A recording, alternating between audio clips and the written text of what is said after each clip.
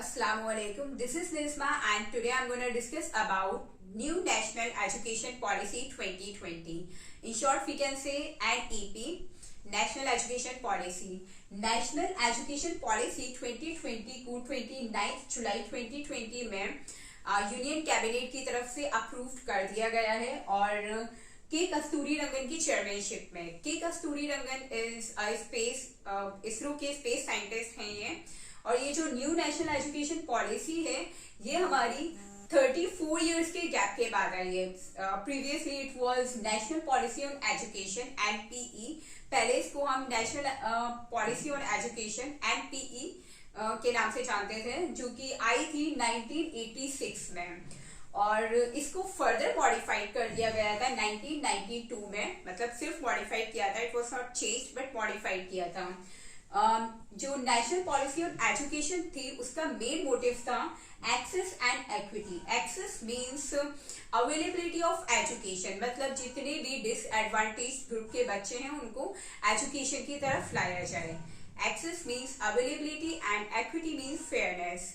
And NEP मतलब national education policy 2020 का main motive है एक्सेस टू क्वालिटी एजुकेशन, मतलब अवेलेबिलिटी टू क्वालिटी एजुकेशन, मतलब बच्चे को क्वालिटी एजुकेशन प्रोवाइड करना इसका मेन मोटिव है। NEP मतलब नेशनल एजुकेशन पॉलिसी 2020।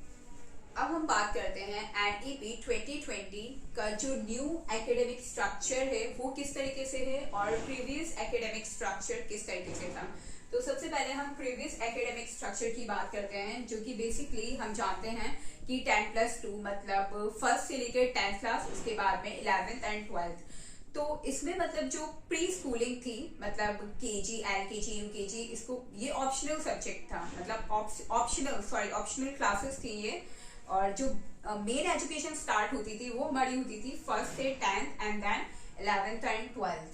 ऑलराइट, और ये जो न्यू एजुकेशन मतलब न्यू एकेडमिक स्ट्रक्चर है NEP का, ये हमें बताता है 5+3+3+4, जिसमें बच्चे की स्टार्टिंग के जो 5 इयर्स हैं वो दिए जाएंगे KG, LKG, UKG, first and second, जिसको हम बेसिकली फाउंडेशन स्टेज बोलते हैं।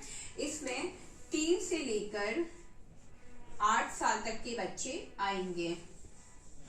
3 to 8 इयर्स के बच्चे फाउंडेशन स्टेज में आ जाएंगे हमारे, मतलब KG, LKG, UKG, first and second, इसको भी बहुत ज्यादा इंपॉर्टेंस दी है।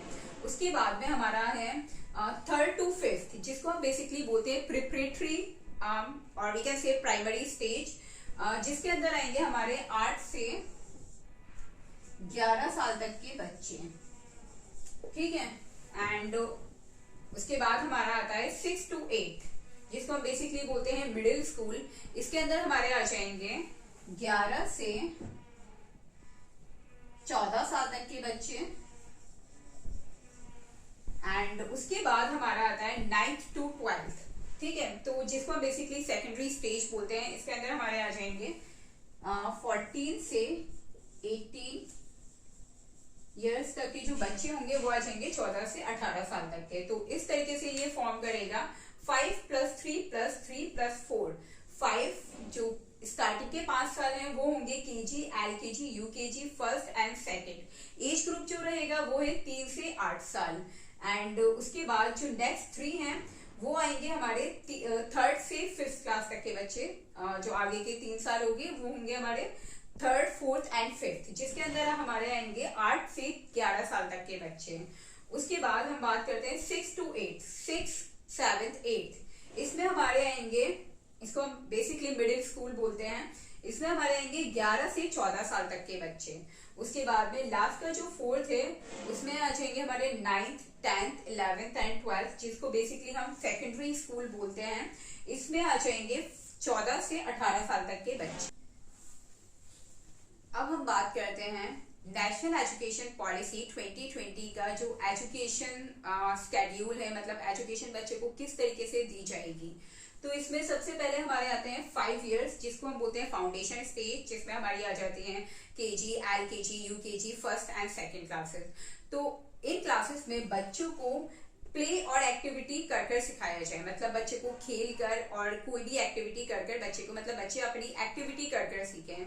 जिससे कि बच्चे का कॉग्निटिव, अफेक्टिव एंड साइकोमोटर, मतलब जो कि ब्लूम्स टैक्सोनॉमी है, मींस बेंजामिन ब्लूम्स ने जो टैक्सोनॉमी दी है, इसमें तीनों डोमेन्स को, मतलब बच्चे का कॉग्निटिव मींस ब्रेन से रिलेटेड, अफेक्टिव मींस हार्ट से रिलेटेड एंड साइकोमोटर मींस उसके हैंड्स और बॉडी के पार्ट से रिलेटेड, मतलब बच्चा अपने सारे ही पार्ट्स को, मतलब सारे पार्ट्स को इन्वॉल्व करे सीखने में।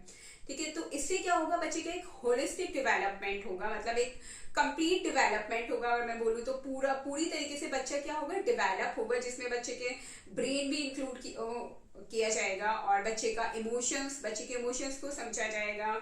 और बच्चा कोई भी एक्टिविटी है बच्चा अपने हाथों से करेगा या अपने बॉडी के अदर पार्ट से करेगा। तो मतलब जो एजुकेशन रहेगी it will be based on play and activity, बच्चे को खेल कर और एक्टिविटी कर सिखाया जाएगा।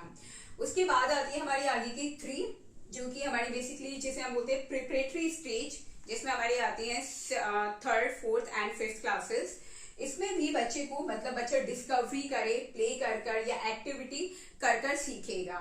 मतलब ये जो एजुकेशन है it is based on real life, मतलब अगर मैं बोलूँ तो टेक्स्ट बुक से बच्चों की पढ़ाई सिर्फ किताबी नहीं है, बच्चे को अपनी रियल लाइफ से कनेक्ट होना है। जो एनसीएफ बात करता है तो उसी को यहाँ पर फॉलो किया गया है कि बच्चा अपनी एजुकेशन को रियल लाइफ से कनेक्ट करें। ऑलराइट, एंड उसके बाद हमारे आते हैं 3 इयर्स आगे के, जिसको हम बेसिकली बोलते हैं मिडिल स्टेज। इसमें आ जाएगा, मतलब इस एज का जो बच्चा है, मीन 6th, 7th और 8th का बच्चा, वो क्या करेगा, एक्सपेरिमेंट के थ्रू सीखेगा सब्जेक्ट्स को, लाइक मैथमेटिक्स है, साइंस है, सोशल साइंस है, ह्यूमैनिटीज है, आर्ट्स है। इन सारे सब्जेक्ट्स को बच्चा कैसे सीखेगा, एक्सपेरिमेंट के थ्रू। ठीक है, अब आगे के जो 4 साल हैं, जैसे कि जिसमें आ जाती है हमारी 9th, 10th, 11th and 12th classes, तो उसमें उस एज का बच्चा के अंदर मल्टी डिसिप्लिनरी स्टडी जनरेट की जाएगी, फ्लेक्सिबिलिटी होगी एजुकेशन के अंदर, ग्रेटर क्रिटिकल थिंकिंग एंड जो सब्जेक्ट्स होंगे, ये बहुत ही ज्यादा पॉजिटिव पॉइंट है कि जो सब्जेक्ट्स होंगे बच्चों के, वो बच्चा अपनी चॉइस से ले सकता है। For example, when I was in my 11th class, I wanted to take geography along with science. मैं साइंस के साथ geography लेना चाहती थी, but that option was not available at that time. तो उस टाइम पर ये ऑप्शन अवेलेबल नहीं था मेरे पास। तो ये बहुत अच्छी चीज़ है कि बच्चा साइंस वाला बच्चा है, मतलब फिजिक्स के साथ वो हिस्ट्री पढ़ सकता है, केमिस्ट्री के साथ वो जियोग्राफी पढ़ सकता है। मीन्स सब्जेक्ट्स की कोई बाइंडिंग नहीं है कि बच्चा साइंस वाला बच्चा साइंस ही पढ़े, आर्ट वाला बच्चा आर्ट ही पढ़े, कॉमर्स वाला बच्चा कॉमर्स ही पढ़े। तो ऐसी कोई बाइंडिंग नहीं है, सब्जेक्ट्स बच्चा अपनी चॉइस से ले सकता है। बायो वाला बच्चा जियोग्राफी भी ले सकता है, फिजिक्स वाला बच्चा हिस्ट्री भी ले सकता है। तो ये एक बहुत अच्छा ऑप्शन है पॉलिसी का। वैसे तो सारे ही अच्छे ऑप्शंस हैं, सारी ही अच्छी चीजें हैं इसके अंदर, but this is that I like the most. And अब हम बात करते हैं जो फर्स्ट क्लास से स्टार्टिंग की जो एजुकेशन रहेगी, 1st से 5th तक, ये बच्चे की मदर टंग के अंदर रहेगी। फॉर एग्जाम्पल, अगर कोई तमिल का रहने वाला बच्चा है तो वो तमिल में अपनी एजुकेशन गेन करेगा, और अगर कोई मुंबई का रहने वाला है तो मराठी या जो भी लैंग्वेज उनकी होती है। तो मतलब जिस स्टेज का जो बच्चा होगा प्राइमरी सेक्शन का 1st से 5th का, वो अपनी mother tongue, means mother tongue का यहाँ पे भरपूर यूज किया गया है। उसके बाद में आएगा हमारी 6th क्लास में मीन्स 3 लैंग्वेज फॉर्मूला, जो कि बेसिकली कोठारी कमीशन ने दिया था। तो इसमें बच्चा जिसकी जो मदर टंग है, फॉर एग्जाम्पल तमिलनाडु में रहने वाले बच्चे की लैंग्वेज है तमिल, तो वो अपनी तमिल लैंग्वेज में सीखेगा, उसके अलावा वो हिंदी सीखेगा, और जो 3rd लैंग्वेज होगी उसकी वो इंग्लिश हो जाएगी। और अदर, जैसे कि अगर हम यूपी की बात करते हैं तो यूपी के बच्चे की लैंग्वेज क्या होती है, हिंदी। तो वो हिंदी के, मतलब उसकी 1st लैंग्वेज हिंदी हो जाएगी, 2nd लैंग्वेज उसके लिए इंग्लिश हो जाएगी, और 3rd लैंग्वेज उसके लिए कोई भी अदर फॉरेन लैंग्वेज हो सकती है, लाइक फ्रेंच या और कोई। तो इस तरीके से मतलब 3 लैंग्वेज फॉर्मूला को भी इन्होंने इंपॉर्टेंस दी है, जो कि बेसिकली कोठारी कमीशन बात करता है। जिसकी न्यू एकेडमिक स्ट्रक्चर में मिडिल स्टेज का बेसिकली 6th क्लास का जो बच्चा होता है, 6th क्लास से बच्चे को वोकेशनल ट्रेनिंग प्रोवाइड की जाएगी, जिसमें बेसिकली बच्चे को 10 दिन का बैकलेस पीरियड मिलेगा। 10 दिन के लिए मतलब बच्चा बिना बैग के इंटर्नशिप करेगा 10 दिन की, जिसमें बच्चे को कारपेंट्री, वेल्डिंग या कोडिंग वगैरह इस तरीके के काम प्रैक्टिकली सिखाए जाएंगे, जिसको बेसिकली कारपेंट्री वगैरह इन सारे कामों को बेसिकली इंडिया में बहुत छोटा समझा जाता है। बट अगर हम फॉरेन कंट्रीज में जाते हैं लाइक जर्मन वगैरह है, तो वहां पर भी इन कामों को उतनी ही इम्पोर्टेंस दी जाती है जितना कि एक इंजीनियर है या डॉक्टर है या टीचर है, या जो इस तरीके के एजुकेशन से रिलेटेड जो प्रोफेशंस होते हैं, इनको भी सिमिलर इम्पोर्टेंस और सिमिलर मतलब वैल्यू दी जाती है। तो बेसिकली यहाँ पर क्या होगा, न्यू एजुकेशन पॉलिसी में वोकेशनल ट्रेनिंग प्रोवाइड की जाएगी बच्चे को मिडिल स्टेज से, मतलब 6th क्लास के बाद से बच्चे को क्या वोकेशनल जो ट्रेनिंग है मीन्स प्रोफेशनली ट्रेन किया जाएगा। जैसे कि बच्चे को कारपेंट्री है या फिर वेल्डिंग का जो काम होता है या इस तरीके के जो भी काम होते हैं वो बच्चे को प्रैक्टिकली सिखाए जाएंगे 10 दिन की बैकलेस इंटर्नशिप में। और इसके अलावा अगर मैं बात करती हूँ बोर्ड एग्जाम्स की, तो बेसिकली अभी का जो बोर्ड एग्जाम सिस्टम है वो मतलब 10th और 12th क्लास में मीन्स साल में एक बार होता है, जो कि बेस है हमारा रोड मेमोराइजेशन से, मतलब बच्चा रट कर मतलब कैसे भी कर बाय बुक बाय क्रूक उसको क्या करना है, वो एग्जाम क्या करना है, क्रैक करना है। लेकिन इस सिस्टम में क्या होगा, बच्चे का जो एग्जाम होगा वो साल में 2 बार हो सकते हैं। मीन्स बच्चा अगर चाहे तो मीन्स बच्चे को अलाउ किया जाएगा, इफ ही और शी वांट्स, तो वो साल में 2 बार एग्जाम दे सकता है, जिसमें बच्चे का क्या होगा, पहले के बोर्ड एग्जाम सिस्टम में क्या था, बच्चे के जो भी उसने एग्जाम में किया है उसी के बेस पर उसको मार्क्स प्रोवाइड किए जाते थे, मतलब उसी के बेस पर उसका रिजल्ट तैयार किया जाता था। लेकिन इस सिस्टम में बच्चे के सिर्फ उसके एग्जाम्स पर नहीं बल्कि जो पूरे साल का जो भी परफॉर्मेंस बच्चे की रही है उसके बेस पर बच्चे का क्या रिपोर्ट कार्ड तैयार किया जाएगा, और उसमें बच्चा अपना असेसमेंट 360 असेसमेंट यहाँ लिखा हुआ है, जिसका बेसिकली मीन्स है बच्चा सेल्फ असेसमेंट करेगा, बच्चे का पीयर ग्रुप उसका असेसमेंट करेगा और बच्चे के टीचर उसका असेसमेंट करेंगे। मतलब सेल्फ असेसमेंट मीन्स बच्चा अपना असेसमेंट मीन्स बच्चे ने कहाँ पे क्या कमी की है, बच्चा उस मतलब अपने आप को खुद जांचेगा, अपना इवैल्यूएशन अपना असेसमेंट खुद करेगा, अपने आप को चेक करेगा, और उसका पीयर ग्रुप उसकी हेल्प कर सकता है, उसके जो भी फ्रेंड्स वगैरह हैं वो उसकी हेल्प कर सकते हैं, और टीचर्स उसके बाद जो लास्ट में आता है फिर टीचर्स उसका रिपोर्ट कार्ड तैयार करेंगे। तो इस तरीके से क्या हो जाएगा, ये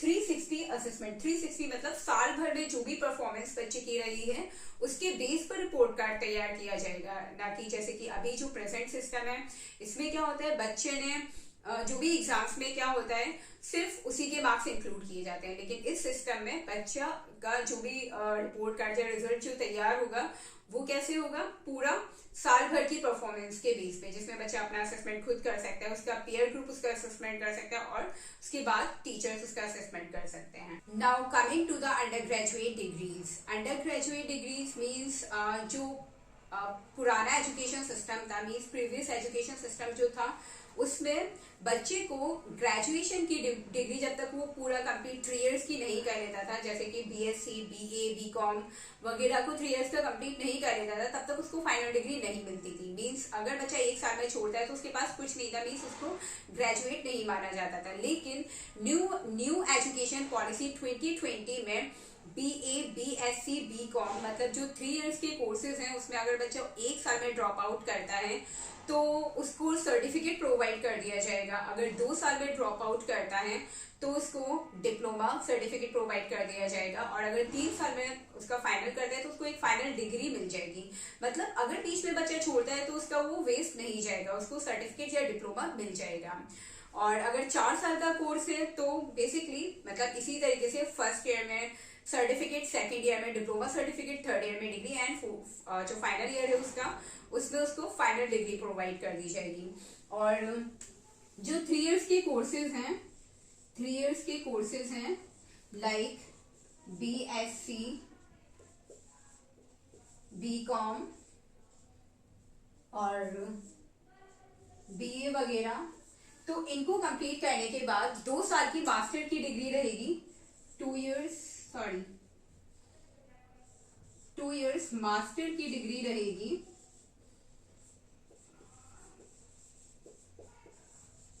मास्टर की डिग्री रहेगी, जिसमें बच्चे का जो फाइनल ईयर रहेगा वो रिसर्च बेस्ड होगा। और जो 4 इयर्स के अंडर ग्रेजुएट कोर्सेज हैं,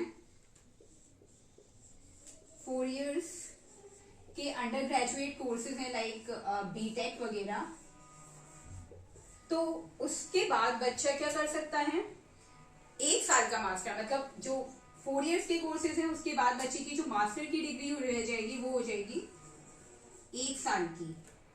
मास्टर मतलब एमटेक वगैरह जो रहेगा वो कितने का हो जाएगा, 1 साल का।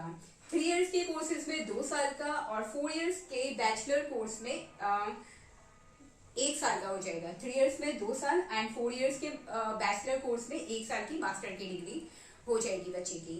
और बीच में ड्रॉप आउट करने पर भी उसको सर्टिफिकेट या डिप्लोमा सर्टिफिकेट प्रोवाइड कर दिया जाएगा।